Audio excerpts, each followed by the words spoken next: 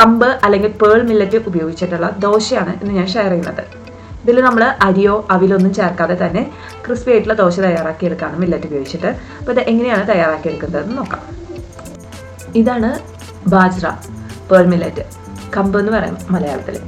ഇത് വെച്ചിട്ടാണ് നമ്മളിന്ന് ദോശ തയ്യാറാക്കിയെടുക്കുന്നത്. ആദ്യം ഒരു പാത്രത്തിലേക്ക് 1.5 കപ്പ് കമ്പ് ചേർത്ത് കൊടുക്കാം.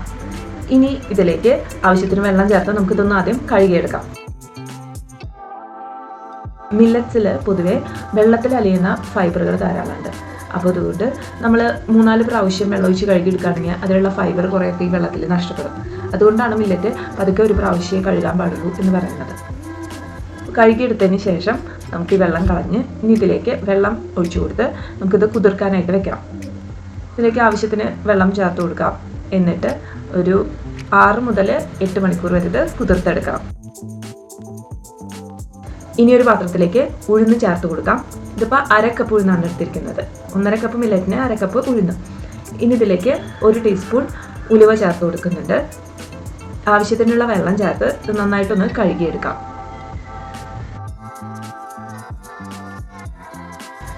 ഇനി ഇതിലേക്ക് വെള്ളം ചേർത്ത് ഇതും കുതിർത്താനായിട്ട് വെക്കണം. ഈ മില്ലറ്റും ഉഴുന്നും കുതിർക്കാൻ വെച്ചിട്ട് ഏകദേശം ഒരു 7 മണിക്കൂറൊക്കെ ആയിട്ടുണ്ട്. നമുക്കിതിന് അരച്ചെടുക്കണം. എന്നിട്ട് ആദ്യം നമുക്ക് ഈ ഉഴുന്ന് അരച്ചെടുക്കാം. മിക്സിയുടെ ജാറിലേക്ക് നമുക്ക് ഉഴുന്ന് ചേർത്ത് കൊടുക്കാം. ഈ വെള്ളം ചേർക്കുന്നില്ല, നമ്മൾ ഈ ഉഴുന്ന് മാത്രമാണ് ഞാൻ ചേർക്കണേ. ഇനി നന്നായിട്ടൊന്ന് അരച്ചെടുക്കണം. ഉഴുന്ന് ഒരുവിധം അരഞ്ഞു വന്നിട്ടുണ്ട്. ഇനി ഈ ഒരു സ്റ്റേജിലാണ് ഞാൻ ഇതിലേക്ക് കമ്പ് ചേർത്ത് കൊടുക്കുന്നത്. നമ്മൾ കുതിർത്തെടുത്ത എല്ലാ കമ്പും ഇതിലേക്ക് ചേർത്ത് കൊടുക്കാം. നമുക്ക് വേണമെന്നുണ്ടെങ്കിൽ ഉഴുന്നും കമ്പും സെപ്പറേറ്റ് ആയിട്ട് നന്നായി അരച്ചെടുത്ത് മിക്സ് ചെയ്തെടുക്കാം. അല്ലെങ്കിൽ ഈ രീതിയിലും ചെയ്യാം. ഇതിപ്പോൾ നമുക്ക് കുറച്ചുള്ളത് കൊണ്ട് മിക്സിയിൽ ചെയ്യാം, അല്ലെങ്കിൽ നമുക്ക് ഗ്രൈൻഡറിൽ ചെയ്യാവുന്നതാണ്. ഇത് വേണമെങ്കിൽ ഡബിൾ ആക്കിയിട്ട് ചെയ്യാം. അതായത് 3 കപ്പ് മില്ലറ്റും 1 കപ്പ് ഉഴുന്നും വെച്ച് നമുക്ക് അരച്ചെടുക്കാം. ഇത് ഏകദേശം ഈ അളവിൽ ഒരു 2 ദിവസത്തേക്കൊക്കെ ഉണ്ടാവുള്ളൂ ഈ മാവ്.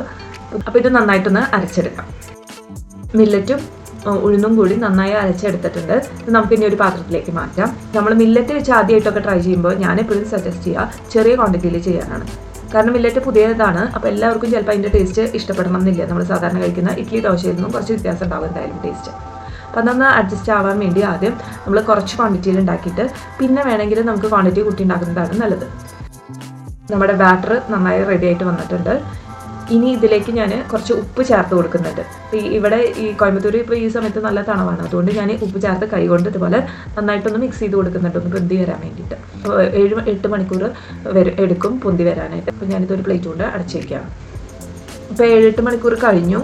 ഇവിടെ കുറച്ച് തണവ് കൂടുതലുള്ള കാരണം അത്ര നന്നായിട്ട് പൊന്തിയിട്ടൊന്നുമില്ല മാവ്, എന്നാലും പൊന്തി വന്നിട്ടുണ്ട്.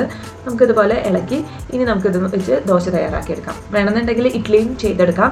ഇഡ്ഡലിയുടെ ടേസ്റ്റ് എനിക്ക് അത്ര ഇഷ്ടപ്പെട്ടിട്ടില്ല കമ്പ് വെച്ചിട്ട്. അതുകൊണ്ട് ഞാൻ ദോശയാണ് തയ്യാറാക്കുന്നത്.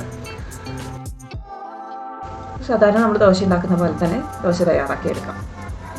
മില്ലറ്റിൻ്റെ ദോശയുടെ കൂടെയൊക്കെ ഞാനെപ്പോഴും ചമ്മന്തിക്കാളും കറികളാണ് ഉപയോഗിക്കാറ്. അപ്പോൾ നമുക്ക് ടേസ്റ്റ് വ്യത്യാസം ഉണ്ടെങ്കിലും കുട്ടികൾക്കാണെങ്കിലും ഒക്കെ അധികം അറിയില്ല, അവർ കഴിച്ചുകൊണ്ട് ധൈര്യമായിട്ട്.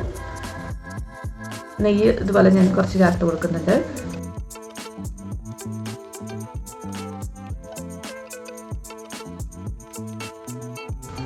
ദോശ റെഡി ആയിട്ടുണ്ട്. ഇതുപോലെ നമുക്ക് ബാക്കിയുള്ള ദോശകളും ചെയ്തെടുക്കാം.